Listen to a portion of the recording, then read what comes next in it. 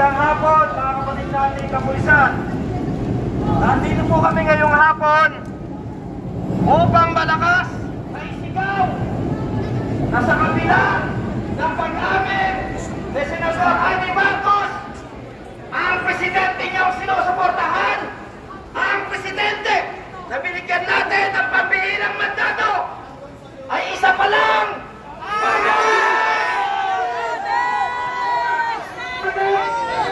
bukod sa kanyang pagkakakumon sa ipinagbabawal na droga na patunayan ng sambayan ng Pilipino na siya rin ang utak ng pagnanakaw!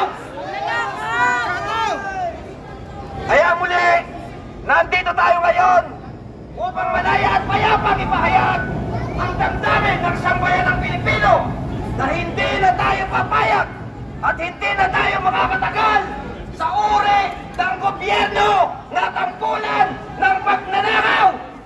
Kaya muli, ano ang sigaw ng taong bayan? Marcos Resign! Marcos Resign! Marcos Resign! Papayag ba kayo? Papayag ba kayo na magpatuloy na tayo ay pinamumunuan ng isang presidente ang ating pinagkatiwalaan? Na isang adik at isang kulirang magnanakaw? Ano muli ang sigaw ng sambayan ng Pilipino? Marcos Resign! Marcos Resign! Marcos Resign! Marcos Resign! Kapulisan, amin lamang pong ginagawa ang naayon sa aming karapatan sa ilalim ng ating konstitusyon na tayo ay malayang magpahayag.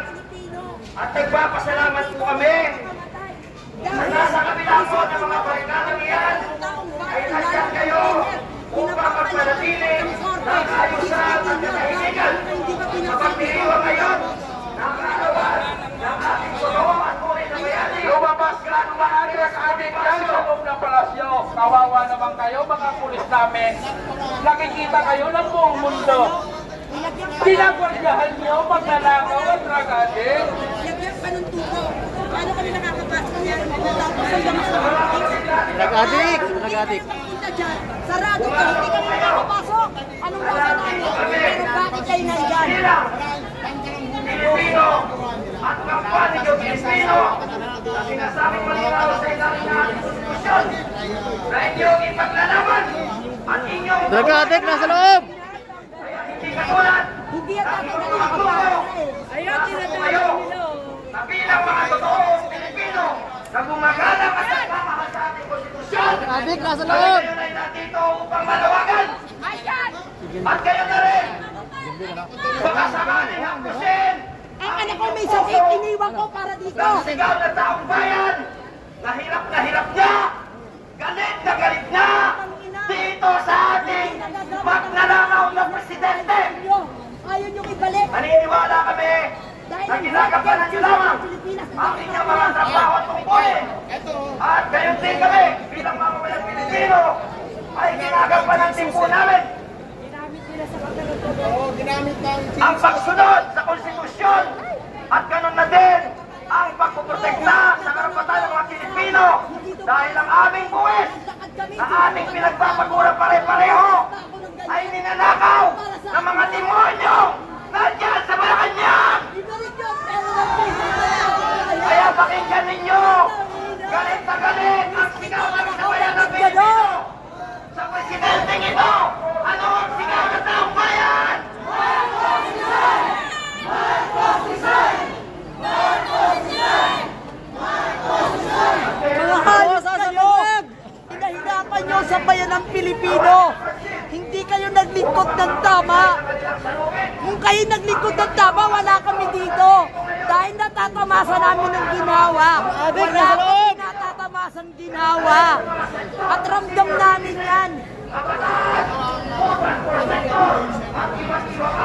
Mga kasama natin na payapang sa galit ay parating natin ang nagkakaisang damdamin na galit sa taong bayan. Bakit yung kayo ibalik ang pera ng taong bayan na 60 million na pilit? Hindi na babalik sa inyo ng korte. Nandito rin po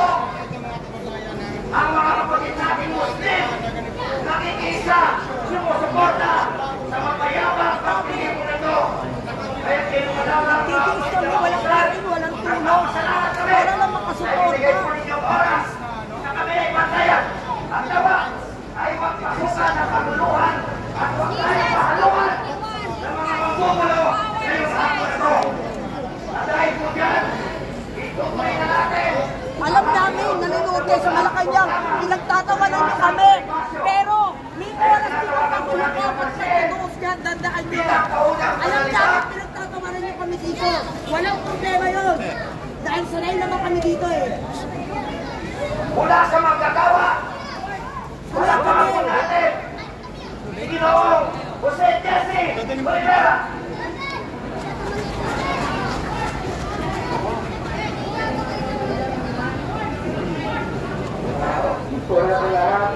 Karungkot na contribution sa PhilHealth, nanakawin nyo. Tapos binababalik ng korte, hindi nyo maibalik. Anong sabi nyo?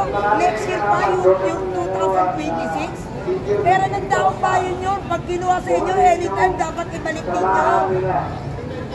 Yan din para sa may mga sakit, lalo na sa may mga cancer. Marami rin salamat sa inyong lahat sa pagpatupad at ayusan karami ngayong araw nito. Sana wala kayong alcohol sa Ito ang sarawan. Grabe makinig na mag-asawa ang president Andres Bonifacio. Kaya kalungkot isipin sa ating gobyerno ngayon sa Luzon, Visayas at Mindanao. Laganap na yun. Hindi nagsapat na nakaw kung hindi tulisan pa. Wala na maasahan ang taong bayan siguro. Kami, mga driver at konduktor, araw-araw na biktima sa kalsada. Bilang transport chairman ng drivers at konduktor, araw-araw nakita ko kabulastugan sa lahat na dinadaanan sa kalsada Luzon, Visayas at Mindanao dahil ang Piltrangco ang pinakamanayo ng biyahe sa lahat ng transportasyon. Nagakalungkot isipin na pati ang management niya nito pinasukan na rin ng demonyo. Tayo, manggagana, tayo dapat ang respeto itong mga ayok na itong mga politiko. Bakit kanyo? Kahit itong mga pulis, manggagawa dito. Lahat tayo na hindi may-ari ng kumpanya, manggagawa tayong lahat. Kahit abogado pa yan, manggagawa rin yan dahil yan ang servisyo doon sa manggagawa. Para ipagtanggol ang karapatan ng manggagawa. Tayo naman, kahit itong mga taga-media, manggagawa rin ito. Manggagawa at tagapaghatid ng balita sa magandang balita o masamang balita sa ating bansa. Tayo ngayon, pumaharap sa matinding krisis sa ating bansa. Una, ilan ba ang manggagawa na pupunta na sa ibang bansa para na lang doon mabuhay? Dapat dito sa bansang Pilipinas nandito na ang maraming hanap buhay. Pero ninanakaw, tinutulis nitong ating mga politiko, mga inayupak na ito. Puntahan ninyo ang probinsya ninyo.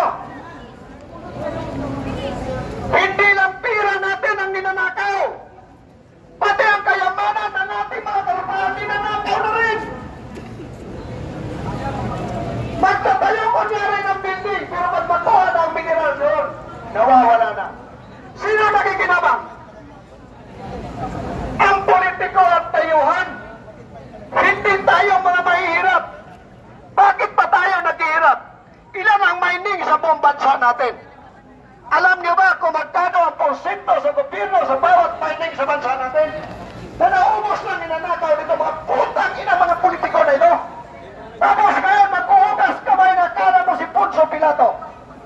Ang gagaling magsalita. Ang gagaling magpapublish doon sa media.